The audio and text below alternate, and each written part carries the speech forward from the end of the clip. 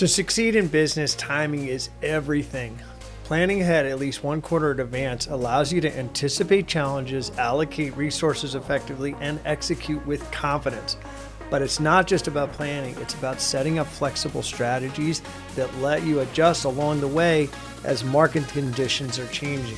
Let's dive into each quarter and go through the challenges and the opportunities that each one have, because they are different, and how you can use planning to take advantage of all of that and keep yourself in the clear and get the job done so that you're super effective quarter over quarter, because that's what builds a great year.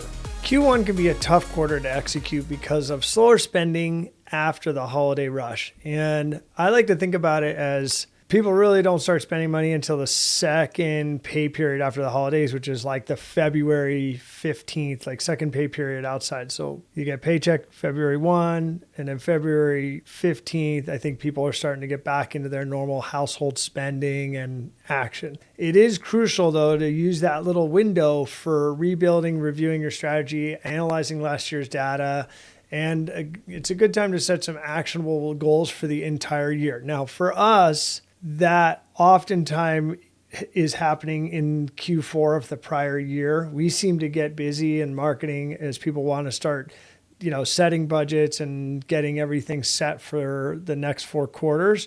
But for most businesses, a lot of that is happening right there coming off the holidays in those first 4 weeks of the year. So it's a good time to set realistic growth targets and, start dialing in the details for the next couple of quarters.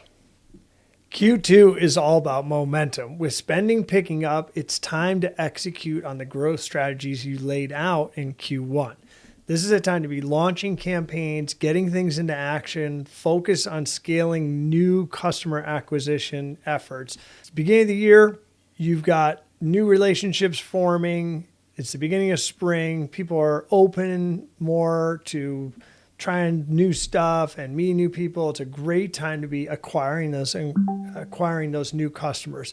So you want to ensure your marketing is optimized and you are focused on the results that you're trying to pull off in that second quarter. Q3 is when you want to optimize your operations. And, for us as marketers, we definitely are really in our stride in the third quarter. And we're starting to plant the seeds for what's going to be whatever that holiday push looks like across all of our clients. So if your business is very holiday spending centric, then you definitely want to be getting everything organized in the early part of Q3 for Q4, right? So we're going to cover that later in the video, but you really want to be ahead of the quarter that's coming at you as much as possible. So you're going to be looking at inefficiencies and start preparing for that big push in Q4. And my best advice is do not leave it to the last minute, because in that fourth quarter, we lose a whole chunk of time for Thanksgiving, and then a whole chunk of time people just start fading out around, let's call it December 10th. Really hard to get people to focus on becoming a customer or new purchases and things like that, because they've got that holiday tunnel vision. So you got to stay in front of that timing wise. All right, Q4 is crunch time. If you're like a lot of businesses, this is going to be where you make almost 60% of your revenue, if not more, for the year. It's your best chance to capitalize on all the preparation you've done throughout the year to get you to that fourth quarter.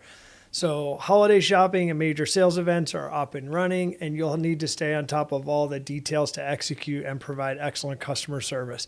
From a marketing standpoint, it can be tricky during that time of year to get heard in the face of big national advertising campaigns and all of the hoopla. So for smaller and medium-sized businesses, this is a time to really focus on the customers that you did acquire during the earlier part of the year and give them offers and incentive to do that holiday spending with you and take advantage of what you have to offer by directly inboxing them and other tactics that I think are a big help if you don't have the big firepower that national brands have during that time of the year.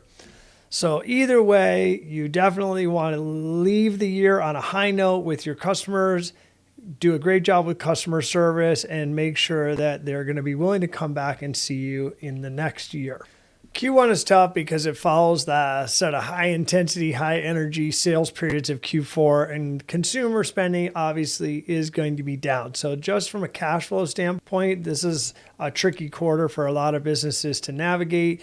And there's sometimes can be budget constraints and so forth from overspending in Q4 to try to capture as much of that holiday potential that you can. So expect slower customer acquisition. Your syndication, your ability to reach people may go down due to budget constraints. And of course you have inventory and returns and things like that if you're, selling wares. So all of that stuff needs to be handled, but it's exactly why having the strategy planned well and setting realistic goals for Q1 is so important. And some of that really needs to start, unfortunately, because it is a busy time of the year. Like back there after Thanksgiving, there needs to be some meetings and discussions about Q1 before everybody gets swept away from the holidays. That's my advice. To combat the challenges of Q1, again, preparation is key. Start planning for Q1 during those final months, like we just said. And I always think that first week of December is kind of the sweet spot. Everybody had the Thanksgiving break and they're ready to do a little bit more good work. That's time to get everybody in a room and start talking about Q1, looking at cash flow management, realizing that you're not going to be able to do anything with big sales and so forth. So smaller promotions, frequency is going to win in Q1 instead of amplitude. And you're going to want to additionally invest in customer retention strategies. Right now is the time to try to keep those buyers on your side of the fence, because getting new ones is going to be specifically, a challenge in that quarter. So keep your existing folks engaged in Q1, work on that type of tactic, and you get out, like I said, into that second pay period of February and things start getting better.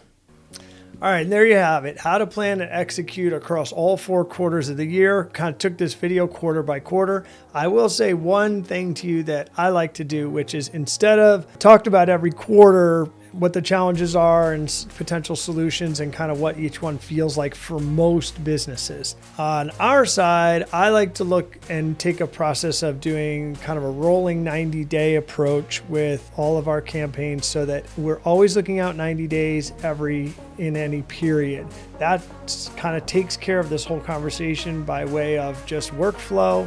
It also means that every 30-day period gets talked about 3 times if we're doing a rolling, approach like that. So it's another way to skin this cat and, again, reduce that stress, raise the quality of an execution of your work, keep everybody focused on what's important, and get through the year smoothly. Go ahead, and if you want to subscribe, that would be amazing. And then you can click below for a free quarter by quarter planning guide that our team put together for you.